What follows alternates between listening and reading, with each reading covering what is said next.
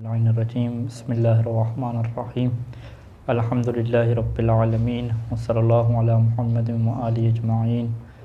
واللعنۃ الدائمۃ علی اعداء محمد وآل محمد اما بعد وفقنا اللہ وإیاکم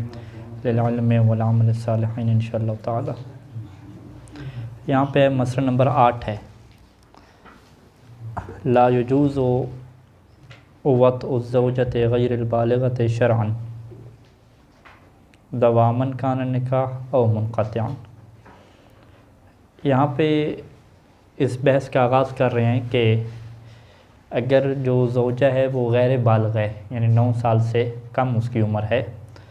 تو یہ بحث آ گیا ہے کہ اولیاء العقد میں کہ نابالغ جو بچی ہے اس کا نکاح کرنا کون سی شرائط کے ساتھ جو ہے وہ درست ہے، اور اس کا جو ولی ہے باپ یا دادا ان شرائط کے ہوتے ہوئے اسے شریعت نے اختیار دیا ہے کہ اس کا وہ نکاح کر سکتے ہیں، چاہے وہ نکاح دائمی ہو یا نکاح غیر دائمی ہو۔ لیکن اس کے اندر ایک شرط جو ہوتی ہے، شرط کیا مطلب یعنی فقہی جو حکم ہے اس کے اندر کہ شوہر کے لیے جو ہے وہ اس نابالغ جو بیوی ہے اس سے جماع کرنا کیا ہے، حرام ہوتا ہے۔ اب اگر وہ جماع کر دے تو جماع کرنے کے بعد کیا ہے، افضاء کا کیا ہوتا ہے، خطرہ ہوتا ہے۔ افضاء کیا مطلب، افضاء جو پیشاب کا سوراخ ہے اور جو اس کا حیض کا سوراخ ہے وہ دونوں کیا ہے ایک ہو جاتے ہیں، یعنی زخم بن جاتے ہیں، دونوں ایک ہو جاتے ہیں۔ یا بعض اوقات کیا ہے، افضاء کی دوسری قسم بھی ذکر کی کہ تینوں سوراخ بھی ایک ہو سکتے ہیں، پیشاب کا، پاخانہ کا اور حیض کا، یہ تینوں سوراخ جو ہے وہ ایک ہو جائیں گے، تو یہ اسے افضاء کہتے ہیں۔ افضاء کی بڑی جو ہے وہ سخت مذمت آئی ہے، یہ جو تشدد کی ایک قسم ہے افضاء، اس میں جو ہے وہ جو مکتب تشیع میں جو اہل بیت علیہ السلام نے حکم دیا ہے، یہ پوری دیت النفس واجب ہوتی ہے، یعنی ایسے یہ ہے کہ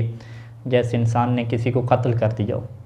تو جو قتل کرنے کی دیت ہوتی تھی 100 اونٹ، ٹھیک ہے، وہ اس کے اوپر کیا دیت کے احکام بھی اس کے اوپر آتے ہیں، افضاء کے یہ احکام ہیں۔ باقی گناہگار وہ الگ سے ہوگا، باقی اس کے احکام کے الگ سے ہیں۔ تو ویسے بھی یعنی اگر ان احکام سے ہٹ کے دیکھا جائے، جو تشدد ہے کسی کے اوپر ظلم کرنا ہے وہ ویسے کیا حرام ہے، چاہے وہ جماع کے بغیر ہی کیوں نہ ہو۔ تو لہذا ایک اگر خاتون کی شادی ہو رہی ہے وہ نابالغ ہے تو اس کے اوپر تشدد اور ظلم ہر قسم کا حرام ہے، اور اگر افضاء ہو جاتا ہے تو اس کے پھر الگ سے احکام ہیں، وہ دیت وغیرہ بھی واجب ہوگی اور بہت ساری چیزیں کیا اس کے اوپر واجب ہوتی ہیں۔ تو یہ تفصیلات کیا یہاں پہ ذکر بھی کریں گے۔ وطء جماع یہ ایک ہی چیز ہے، ٹھیک ہے۔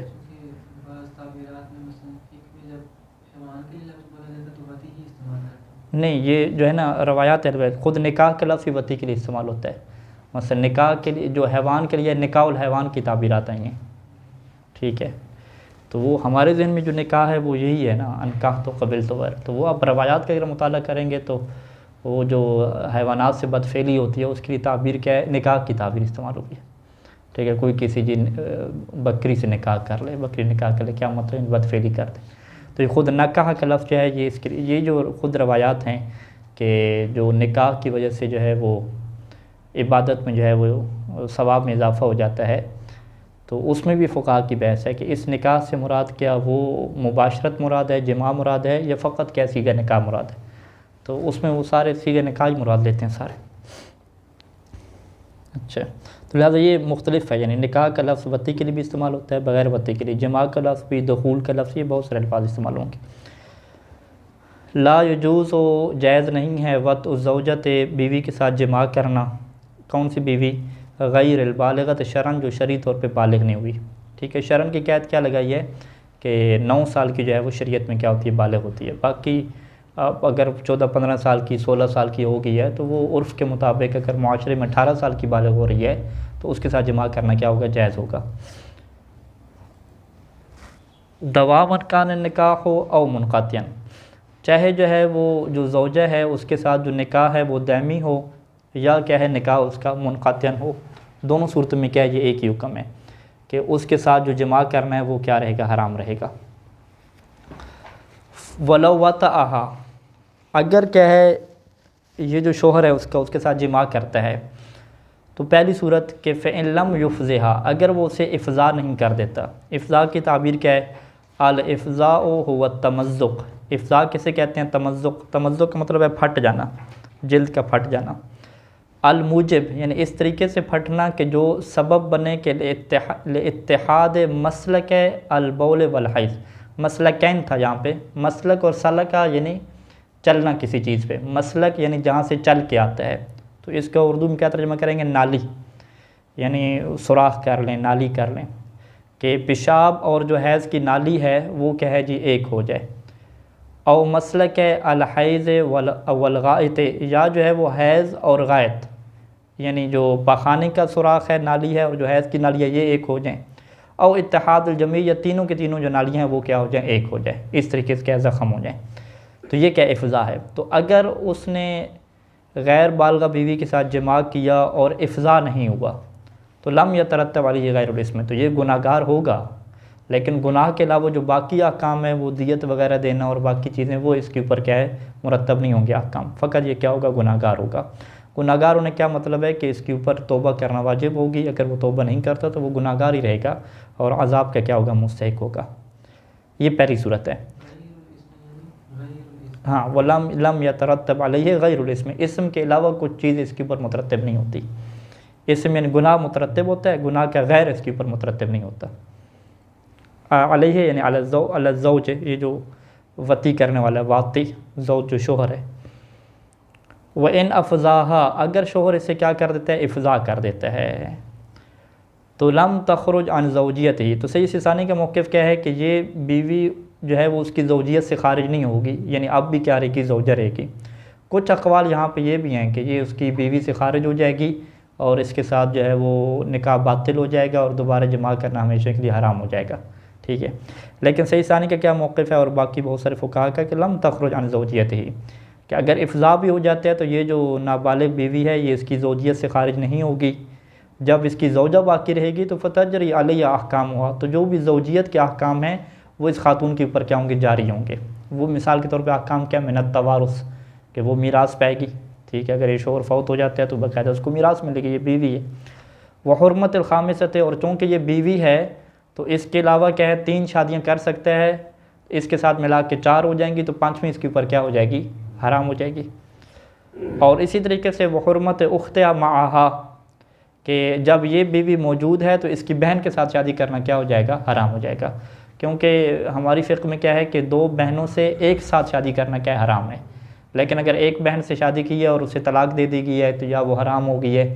تو پھر وہ جب زوجیت سے خارج ہو جائے گی تو دوسری کے ساتھ کیا شادی کر سکتے ہیں۔ تو چونکہ یہ بیوی اس کی زوجیت میں اور اس کے نکاح میں اب بھی باقی ہے تو اس کے ہوتے ہوئے کیا اس کی بہن سے شادی کرنا بھی کیا رہے گا؟ حرام رہے گا، کیونکہ یہ جمع بین الاختین کہلائے گی جو کہ حرام ہے۔ وغیرہ یعنی وغیرہ احکام، اس کے علاوہ بھی باقی جو زوجیت کے احکام ہیں، نان و نفقہ دینا، باقی جو سارا نظام ہے وہ رہے گا اس کے اوپر۔ ولیکن قیل، لیکن ایک قول کیا ہے کہ یحرم علیہ وطئھا ابدا، کہ وہ کہتے ہیں کہ زوجہ تو رہے گی لیکن اب ہمیشہ کے لیے اس کے ساتھ جماع کرنا کیا ہے؟ حرام ہو جائے گا۔ الا ان الصحیح خلاف، لیکن صحیح نظریہ کیا ہے؟ اس کے برخلاف ہے کہ دوبارہ جماع کرنا اگر وہ بالغ ہو جاتی ہے تو وہ حلال ہو جائے گا اس کے لیے۔ ولا سیما، خصوصاً اس صورت میں کہ اذا انضم الجرح، کہ جب اس کا زخم جو ہے وہ بڑھ جائے، بے علاج و بغیر، چاہے علاج کے ذریعے، جب بغیر علاج کے زخم بڑھ گیا ہے پھر تو کوئی وجہ ہی نہیں بنتی کہ جماع کو کیا حرام کرا دیا جائے، کیونکہ نہ اسے کوئی خطرہ ہے اس کے زخم ہونے کا اور کسی چیز کا خطرہ نہیں رہا، تو پھر جماع کیا حرام نہیں ہوگا۔ اچھا، نام کے بعد کیا ہے کہ یعنی اگر افضاء کر دے گناہ گار تو ہوگا، اور گناہ گار ہونے کے ساتھ ساتھ جو باقی احکام ہیں زوجیت والے وہ بھی باقی رہیں گے۔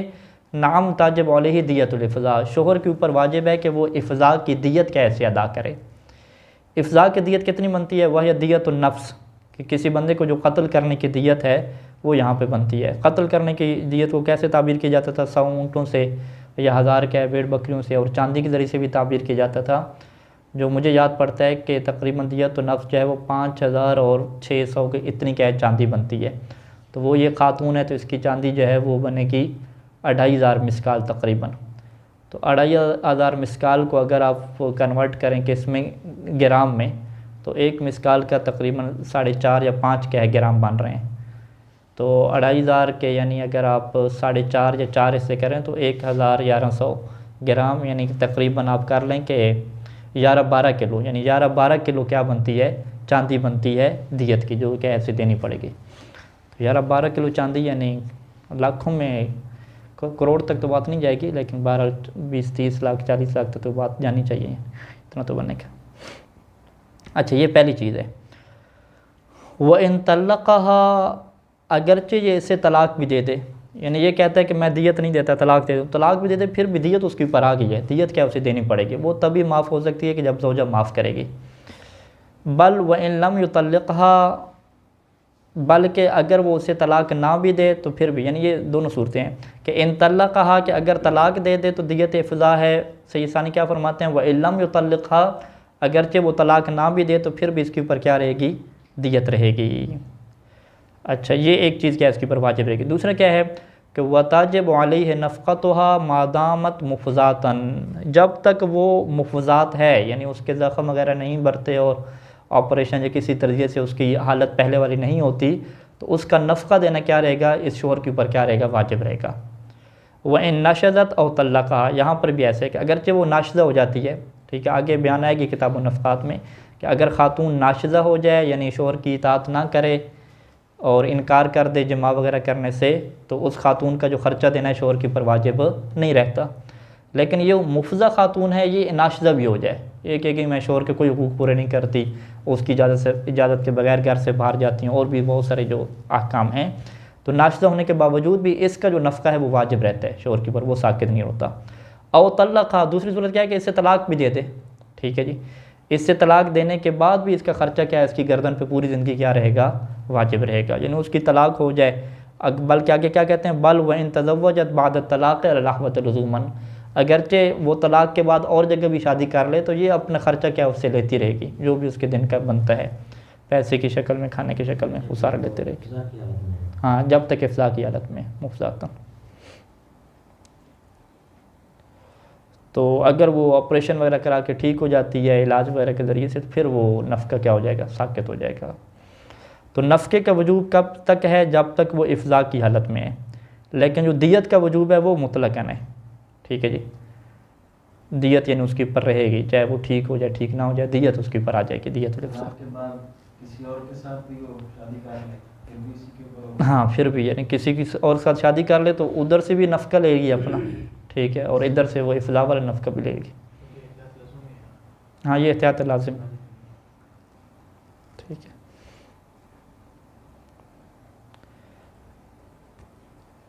چلیں تو بہرحال آگے جو احتیاط لزومی آئیں گے اس میں دیکھیں گے رجوع کا آپشن، یہ کیونکہ اتنا مبتلا بے مسئلہ نہیں ہے تو اس میں بہرحال نہیں دیکھتے۔ وَلَوْ دَخَلَ بِزَوْجَتِهِ بَعْدَ إِكْمَالِ التِّسْعِ فَأَفْضَاهَا، اور اگر 9 سال مکمل ہونے کے بعد اس نے بیوی کے ساتھ جماع کیا، جماع کرنا اس کے لیے حلال تھا، لیکن فَأَفْضَاهَا، اس نے جماع کے ذریعے سے اسے کیا کر دیا، افضا کر دیا، تو لم تحرم علیہ، تو وہ خاتون اس کے اوپر حرام نہیں ہوگی، وَلَمْ تَثْبُتْ دِیَّتُ، اور نہ ہی کیا ہے جناب علی دیت کیا اس کے اوپر ثابت ہوگی۔ اور اس صورت میں اگر یعنی گناہ گار ہوگا یا گناہ گار نہیں ہوگا، وہی صورت حال ہے کہ اگر اذیت اور تکلیف کا سبب بننا ہے تو پھر تو یقیناً کیا یہ گناہ گار ہوگا، کیونکہ کسی کو بھی تکلیف دینا، کسی کے اوپر تشدد کرنا وہ کیا جائز نہیں ہوتا، یہ تو عمومی چیز ہے، کسی کو اذیت دینا، تکلیف پہنچانا، زخم دینا یہ جائز نہیں ہے۔ ولیکن الاحوط لزوما، لیکن احتیاط لازم کیا ہے کہ وجوب الانفاق علیہا کما لو کان الافضاء قبل التسع، تو یہاں پہ کیا لگے گی، احتیاط واجب لگے گی، کہ احتیاط واجب کے طور پہ کیا ہے اس کے اوپر خرچہ کرنا پڑے گا جب تک یعنی وہی کما لو کان الافضاء قبل اکمال التسع، جیسا کہ 9 سال پہلے ہونے سے پہلے وہ مفضا ہو گئی تھی، تو جیسے وہاں پہ ہم نے کہا تھا کہ جب تک وہ افضا کی حالت میں ہے خرچہ دینا وہاں پہ بطور فتویٰ کے واجب تھا، یہاں پہ کیا ہو جائے گی، احتیاط لازم ہو جائے گی، تو یہ کیا اس میں فرق رہے گا، یعنی نتیجہ میں ایک رہیں گی کہ یہاں پر بھی افضا کے بعد خرچہ دینا واجب ہے لیکن احتیاط واجب کے طور پہ، وہاں پر بھی کیا تھا، خرچہ دینا واجب تھا لیکن فتویٰ کے طور پہ۔ وَلَوْ أَفْضَى غَيْرَ زَوْجَتِهِ بِزِنَاءٍ أَوْ غَيْرِهِ تَثْبُتُ الدِّيَّةُ، اور اگر جو ہے وہ بیوی کے علاوہ کسی کو کوئی افضا کر دیتا ہے، چاہے وہ زنا کے ساتھ ہو یا بغیر زنا کے، تو وہاں پر تو کیا دیت ثابت ہوتی ہے بیوی کے علاوہ۔ ولیکن لا اشکال، لیکن اس میں کوئی اشکال نہیں ہے کہ فی عدم ثبوت الحرمت الابدیہ، کہ ابدی جو حرمت ہے اس سے ثابت نہیں ہوتی، اور وعدم وجوب الانفاق کے لیے، اور انفاق بھی کیا ثابت نہیں ہوتا، یعنی کوئی زنا کرتا ہے کسی کے ساتھ، علیکم السلام ورحمۃ اللہ، تو اس کی وجہ سے کیا ہے دیت واجب ہوگی، لیکن دیت کے علاوہ جو ہے وہ باقی چیزیں کیا ہیں واجب نہیں ہوں گی۔ اچھا مسئلہ نمبر 9 مسئلہ آ گیا، لا یجوز ترک وطء الزوجۃ الشابہ، شابہ یعنی جوان جو بیوی ہے، بوڑھی نہیں، جو جوان بیوی ہے اس کے ساتھ جو ہے وہ جماع کو ترک کرنا اکثر من 4 اشہر، 4 مہینے سے زیادہ، یعنی 4 مہینے سے جو زیادہ کی چھٹی ہے جماع کی یہ جو ہے وہ جائز نہیں ہوتی۔ 4 مہینے کے اندر ایک دفعہ جو ہے وہ جماع کرنا کیا ہے واجب ہے، الا مگر یہ کب جو ہے وہ جائز ہوتا ہے جماع کو ترک کرنا، الا لعذر، مگر کہ کوئی عذر آ جائے۔ عذر کیا ہے کل حرج او الضرر، یعنی حرج ضرر دونوں کو ہو سکتا ہے، خود شوہر کو بھی ہو سکتا ہے اور بیوی کو بھی ہو سکتا ہے، ٹھیک ہے۔ تو بیوی کو ہو تو وہ تو ویسے ہی کیا جائز نہیں ہے کسی کو حرج پہنچانا ہے، کسی کو ضرر پہنچانا۔ شوہر کے اوپر یہ واجب کب ساقط ہوتا ہے کہ جب شوہر کو خود حرج ہو، ضرر ہو، شوہر بیمار ہے، مریض ہے، ٹھیک ہے، 4-5 مہینے سے مریض ہے، تو پھر اس کے اوپر کیا یہ وجوب ساقط ہو جائے گا۔ او ما رضاہا، یا دوسرا کیا ہے کہ خود بیوی کیا ہو راضی ہو، ٹھیک ہے، بیوی راضی ہے، بیوی کہتی ہے ٹھیک میری طرف سے کوئی مسئلہ نہیں ہے، میں دلی طور پہ راضی ہوں کہ 4 مہینے 5 مہینے 1 سال آپ بے شک نجف میں رہیں، 2-3 سال رہیں، میں راضی ہوں، پھر کیا ہے شوہر کے اوپر یہ وجوب نہیں آئے گا، یعنی اگر بیویاں راضی ہوں۔ شابہ کی حد کیا ہوگی؟ شابہ وہ یا ایسا نہ ہو 50 سال، ٹھیک ہے، 60 سال، بلکہ یہ شابہ یہاں پہ مطلقاً لکھا ہے، یعنی عرفی مراد ہوگی، یعنی فرض کریں ایک خاتون 50-60 سال کی ہے اور اس نے اپنے آپ کو فٹ رکھا ہوا ہے، وہ جوان کہلاتی ہے تو وہ بھی شابی کہلائے گی، اور ایک خاتون 25-30 سال کی ہے وہ بوڑھی ہو گئی ہے، ٹھیک ہے۔ ہاں نہیں وہ اور ہے، یاسا کے بارے میں ہے، وہ یاسا کی حد نہیں ہے یہاں پہ شابہ کو کلی رکھا نا، یہاں پہ اس کے ساتھ تعبیر نہیں کیا، شابہ عنوان عرفی، جس طرح روزوں میں نہیں کہتے وہ بوڑھوں کے اوپر روزہ کیا ہے معاف ہے، تو وہ بوڑھے سے کہتے ہیں بوڑھے کی ایج بتاؤ جی، وہاں پر بھی کیا کہتے ہیں جو عرفی مسئلہ ہے، جو بوڑھا ہو معاشرے میں، تو ہو سکتا ہے ایک بندہ 50 سال کا فٹ ہے بالکل، وہ بوڑھے نہیں کہلائے گا، ٹھیک ہے۔ ہاں حرج و ضرر میں فرق ہے، حرج میں کیا ہوتا ہے کہ کوئی بیماری وغیرہ کا ایشو نہیں ہوتا لیکن سخت تکلیف ہوتی ہے، وہ نہیں کہتے کہ جو غسل کرنا ہے ٹھنڈے پانی سے یہ کیا ہے آپ کے لیے جائز نہیں ہوتا، تیمم کرنا واجب ہوتا ہے اگر اس سے حرج و ضرر لازم آ جائے۔ وہ حرج کی کیا مثال دیتے تھے کہ بھئی غسل کرے گا بخار وغیرہ نہیں ہوگا، اگر بخار ہو جائے گا تو یہ تو ضرر ہے، ضرر کیا بخار ہو گیا، شدید بخار ہو گیا۔ حرج کیا ہے کہ بخار وغیرہ نہیں ہوگا لیکن چیخیں نکلیں گی ایک دفعہ ٹھنڈے پانی سے، سخت تکلیف ہوگی، تو وہ کہے گا کہ میں اس تکلیف کو برداشت کرتا ہوں، ٹھیک ہے، تو اسے کہتے ہیں حرج کہتے ہیں۔ اسی طرح روزے دار میں یعنی ایک لڑکی کو حرج لازم آ رہا ہے، ایک دفعہ ضرر لازم آ رہا ہے۔ حرج کیا مطلب کہ سخت بھوک لگے گی، برداشت کرنا مشکل ہے، لیکن ضرر کا وہاں پہ ایشو نہیں ہے، گردے وغیرہ خراب نہیں ہوں گے، کوئی بیماری بھی نہیں لگے گی۔ تو بعض کا حرج اور ضرر کے احکام میں فرق ہوتا ہے کہ حرج میں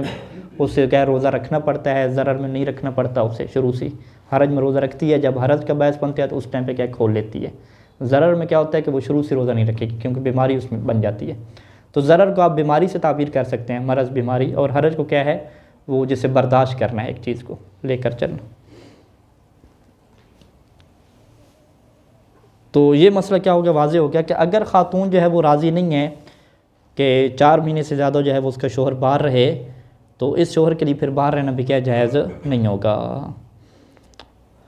والاحوط لزوما عدم اختصاص الحکم بالدائمۃ فیعم المنقطعۃ ایضا، اور احتیاط لازم یہ ہے کہ یہ جو حکم ہے وہ دائمہ کے ساتھ خاص نہیں ہے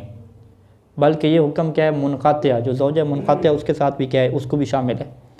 یعنی کچھ لوگ یہ کیا کرتے تھے کہ انہوں نے بیرون ملک جانا ہوتا تھا، بیرون شہر کام کے لیے، سال وہاں پہ 2 سال رہتے تھے، تو وہ پھر عقد دائمی نہیں پڑھتے تھے، عقد غیر دائمی پڑھا 10 سال 15-20 سال کے لیے، بھی تاکہ جو ہے نا یہ واجب ہمارے اوپر سے کیا رہے ساقط رہے۔ تو بیوی جوان ہے وہ راضی نہیں ہے کہ اتنا عرصہ جو ہے وہ چھٹی پہ رہیں بعد، تو وہ کیا کرتے تھے بھئی ہم جو ہے وہ دائمی پڑھ کے نہیں ہیں، ہم تو غیر دائمی پڑھا ہوا ہے، تو وہ چاہے ناراض ہو ہم تو باہر رہیں گے۔ تو یہ جو حل ہے نا یہاں پہ صحیح سانی نے احتیاط لازم لگا دی ہے کہ احتیاط لازم کے طور پہ یہ جو 4 مہینے سے زیادہ والی چھٹی والا کام ہے نا بیوی کی رضایت کے بغیر، یہ فقط دائمہ کے اندر نہیں چلے گا بلکہ یہ منقطع کے اندر بھی کیا چلے گا۔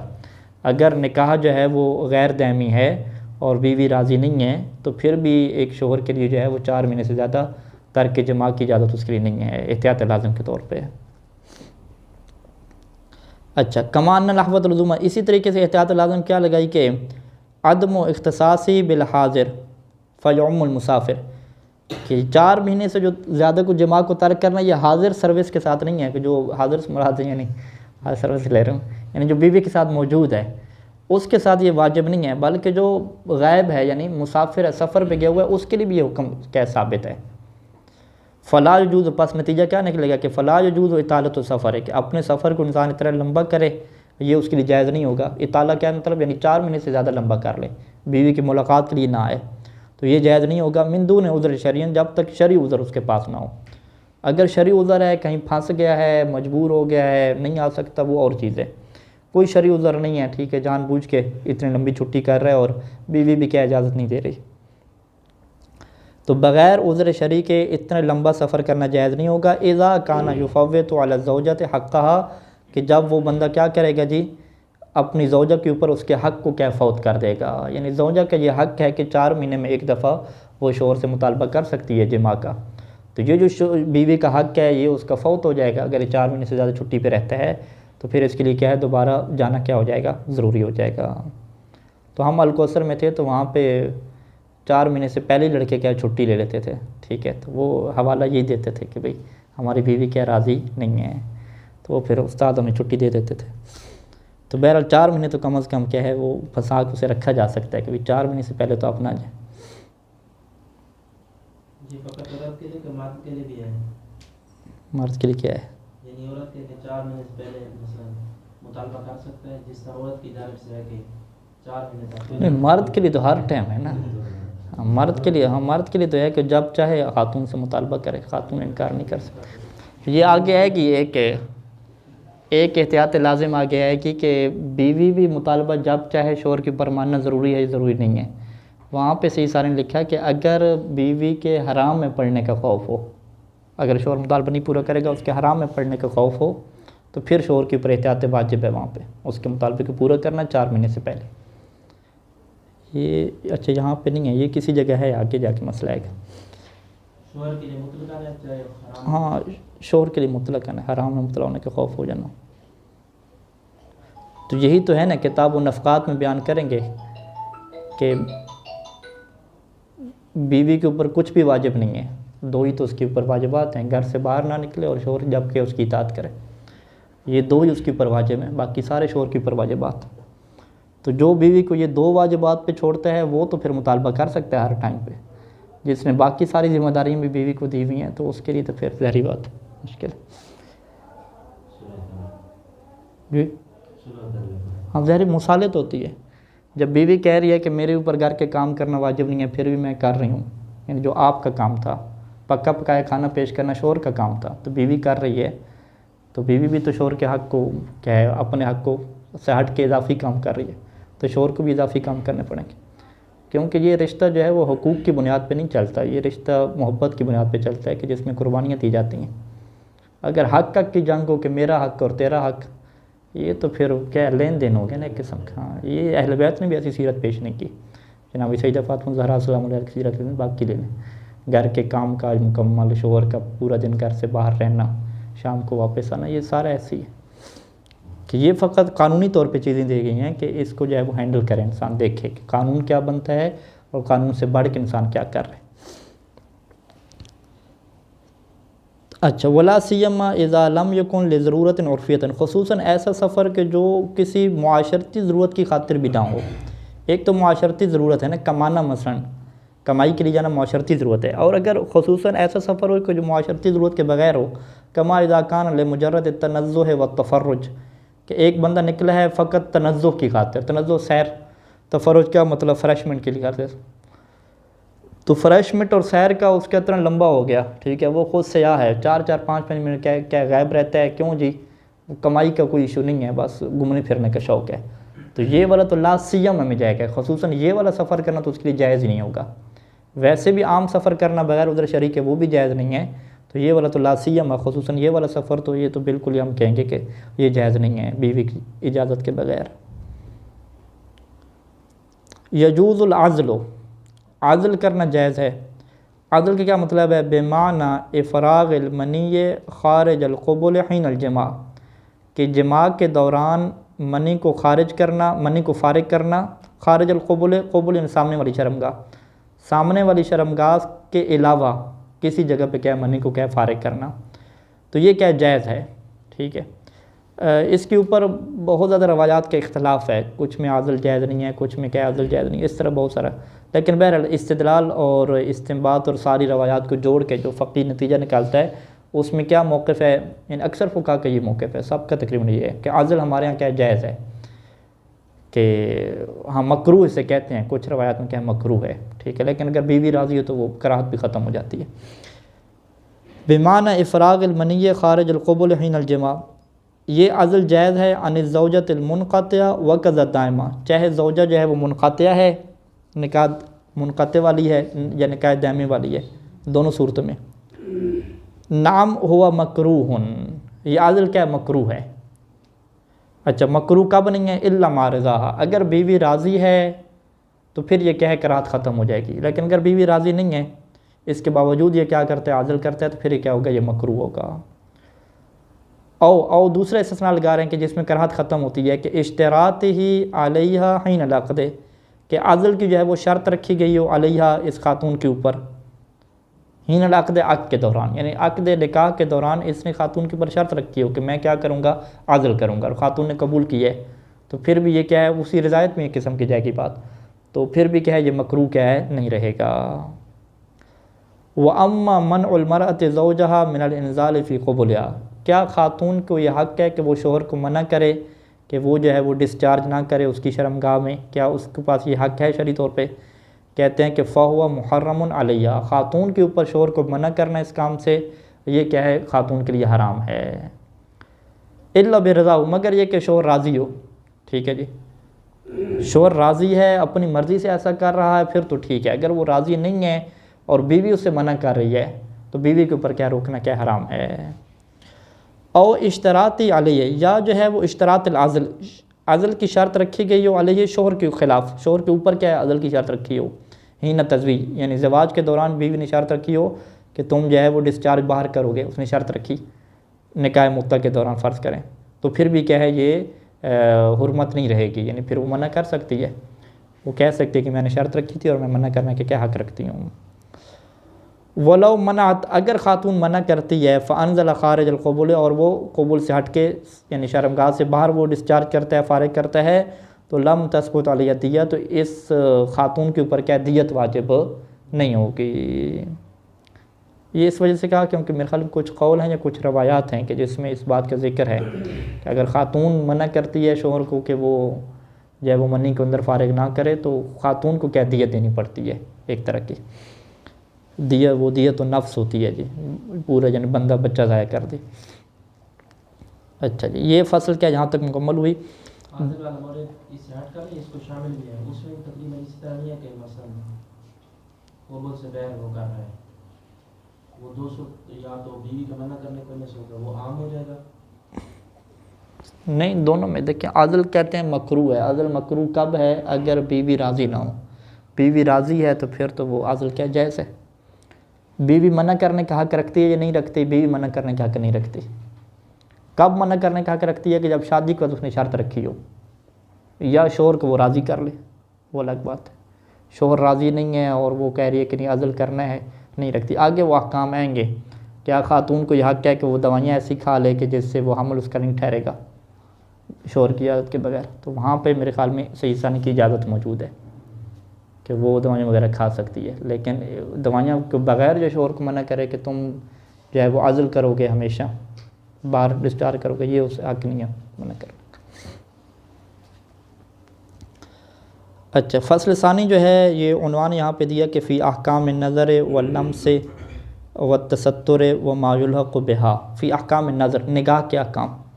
اس میں وہ حجاب اور پردے کے احکام آئیں گے، لمس ہاتھ لگانے کے احکام، تستر وہی چھپانا، کتنا چھپانا واجب ہے، کس کیفیت میں چھپانا واجب ہے، وما یلحق بہا، اور جو ان کے ساتھ کیا ملاقات ہیں۔ مسئلہ نمبر 11، یجوز لکل من الزوج والزوجۃ، میاں اور بیوی میں سے ہر ایک کے لیے جائز ہے النظر الی جسد الآخر کہ وہ دوسرے کے جسم کی طرف نگاہ کریں، ظاہر ہی و باطن ہی، چاہے وہ جسم کا ظاہری حصہ ہو یا کیا ہے باطنی حصہ ہو، حتی العورہ یہاں تک کہ شرمگاہ کی طرف بھی کیا ہے وہ دیکھ سکتے ہیں، یہ دیکھنے کے لیے جائز ہے۔ وَكَذَا لَمْسُ كُلِّ مِنْهُمَا بِكُلِّ عُضْوٍ مِّنْهُ كُلَّ عُضْوٍ مِّنَ الْآخَرِ، اسی طریقے سے منہما میاں اور بیوی میں سے ہر ایک کا لمس کرنا، چھونا، بِكُلِّ عُضْوٍ مِّنْهُ اپنے کسی بھی عضو کے ساتھ، اس منہ کی ضمیر بھی کیا ہے کل کی طرف پلٹیں گے، بِكُلِّ عُضْوٍ بِكُلِّ مِنْهُمَا یعنی اپنے کسی بھی عضو کے ساتھ، کل عضو من الآخر دوسرے کے کسی بھی کیا ہے عضو کے ساتھ، ہاں یعنی میاں بیوی کے اپنے کسی بھی عضو کے ساتھ دوسرے کے کیا ہے کسی بھی عضو کو کیا ہے چھونا کیا ہوتا ہے جائز ہوتا ہے، مع تلذذ چاہے یہ تلذذ کے ساتھ ہو یا بدون تلذذ کے ساتھ ہو۔ تلذذ اور لذت جو فقہ میں استعمال ہوتا ہے اس سے مراد کیا ہوتی ہے، وہ جنسی شہوت ہوتی ہے، جنسی جو احساس ہے، شہوت کے احساس ہے، اسے کیا کہتے ہیں تلذذ کہتے ہیں۔ تو یہ تلذذ کے ساتھ ہو بغیر تلذذ کے ہو، اس میں کسی قسم کی کیا ہے کوئی قید وغیرہ نہیں ہے۔ وصلی اللہ علی محمد وآلہ اجمعین۔